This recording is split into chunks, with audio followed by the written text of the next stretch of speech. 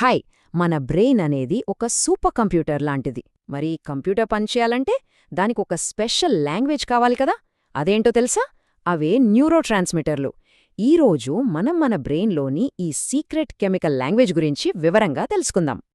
ఒక్కోసారి మనకి పొద్దున్నే లేవగానే ఎందుకంత ఉత్సాహంగా అనిపిస్తుంది, ఇంకోసారి ఎందుకో అంత డల్గా ఉంటాం.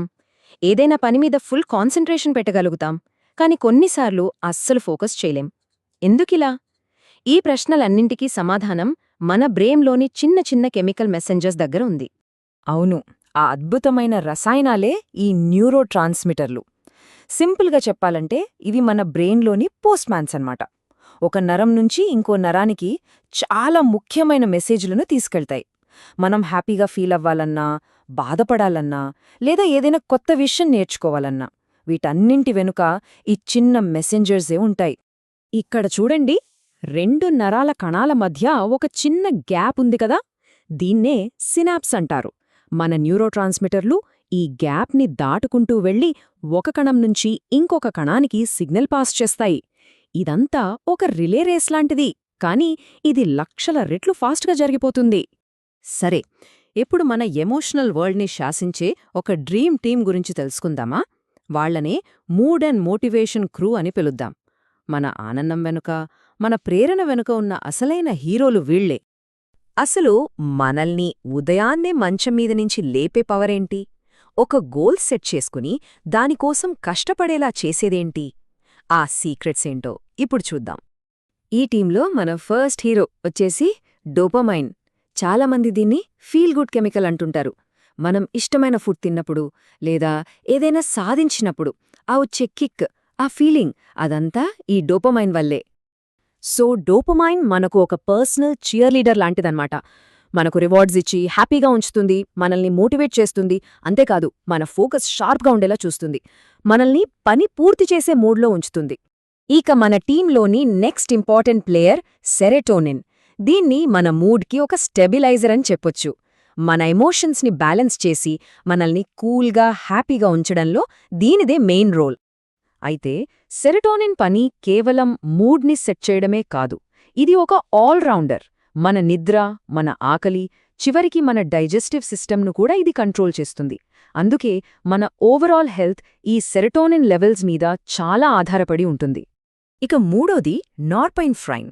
ఇది మన బాడీకి ఒక అలర్ట్ సిస్టమ్ లాంటిది. ఏదైనా డేంజర్ సిచ్యువేషన్ వచ్చినప్పుడు మనల్ని యాక్టివేట్ చేసే ఫైట్ ఆర్ ఫ్లైట్ రెస్పాన్స్ ఉంది కదా, దానికి కారణం ఇదే. ఒక్కసారి ఊహించుకోండి, రోడ్డు దాటుతుండగా సడన్గా మీ ముందుకు ఒక వెహికల్ వచ్చింది.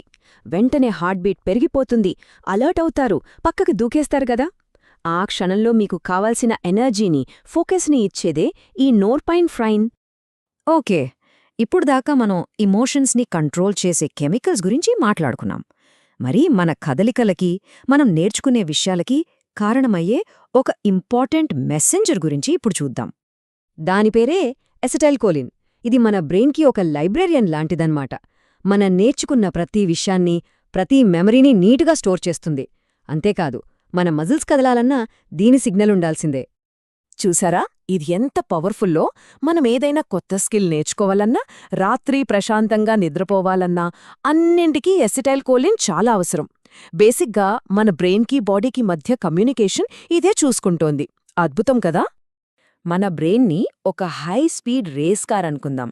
దానికి యాక్సిలరేటర్ ఎంత ముఖ్యమో బ్రేకులు కూడా అంతే ముఖ్యం కదా. మన బ్రెయిన్లోనూ సేమ్ అంతే. కొన్ని కెమికల్స్ బ్రెయిన్కి గ్యాస్ ఇస్తే, కొన్ని బ్రేకులు వేస్తాయి. అవేంటో ఇప్పుడు చూద్దాం. కరెక్ట్, ఒక కారుకి గ్యాస్ పెడల్ ఎలాగో, బ్రేక్స్ ఎలాగో మన బ్రెయిన్కి కూడా కొన్ని కెమికల్స్ అలా పనిచేస్తాయన్నమాట. ఆ గ్యాస్ పెడల్ ఏంటి, ఆ బ్రేక్స్ ఏంటో తెలుసుకుందాం. ఆ గ్యాస్ పెడలేమో గ్లూటమేట్. ఇది మన బ్రెయిన్ని ఫైర్ అప్ చేసి మనల్ని యాక్టివ్గా, ఫోకస్డ్గా ఉంచుతుంది. మరి బ్రేకులు, అదే గాబా. ఇది మన నర్వస్ సిస్టమ్ని కామ్ డౌన్ చేసి మనల్ని రిలాక్స్ అయ్యేలా చేస్తుంది. మనం హాయిగా నిద్రపోవటానికి కూడా ఇదే హెల్ప్ చేస్తుంది. సరే, మన దగ్గర గ్యాస్ పెడలుంది, బ్రేక్స్ ఉన్నాయి, అంతా బాగానే ఉంది. కానీ ఒకవేళ ఈ రెండింటి మధ్య బ్యాలెన్స్ తప్పితే అప్పుడే అస్సలు సమస్య మొదలవుతుంది. కార్లో బ్రేకులు ఫెయిల్ అయితే ఎంత డేంజరో, మన బ్రెయిన్లో ఈ కెమికల్ బ్యాలెన్స్ మిస్ అయినా అంతే డేంజర్. సో ఈ సున్నితమైన కెమికల్ బ్యాలెన్స్ డిస్టర్బ్ అయితే ఏం జరుగుతుంది? ఈ క్వశ్చన్కి ఆన్సర్ మన మెంటల్ అండ్ ఫిజికల్ హెల్త్కి చాలా ముఖ్యం. ఇక్కడ చూడండి, ఈ బ్యాలెన్స్ ఎంత ఇంపార్టెంటో. ఫర్ ఎగ్జాంపుల్, మనల్ని హ్యాపీగా ఉంచే డోపమైన్ తగ్గిపోతే డిప్రెషన్ రావచ్చు. అదే మరీ ఎక్కువైతే స్కీజోఫ్రీనియా లాంటి సీరియస్ ప్రాబ్లమ్స్ రావచ్చు. అలాగే మనల్ని కామ్గా ఉంచే గాబా తగ్గితే యాంగ్జైటీ, నిద్రలేమి లాంటివి మొదలవుతాయి.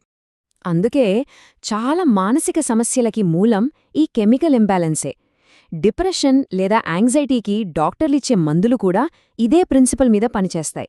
అవి బ్రెయిన్లో ఏ కెమికల్ అయితే తక్కువగా ఉందో దాన్ని పెంచడానికో లేదా ఎక్కువగా ఉన్నదాన్ని తగ్గించడానికో ట్రై చేస్తాయి. అలా బ్యాలెన్స్ని సెట్ చేస్తాయన్నమాట. అంటే ఫైనల్గా చెప్పొచ్చేది ఏంటంటే, మన ఫిజికల్, మెంటల్ హెల్త్ మొత్తం మన బ్రెయిన్లో జరిగే ఈ కాంప్లెక్స్ కెమికల్ డాన్స్ మీదే ఆధారపడి ఉంటుంది.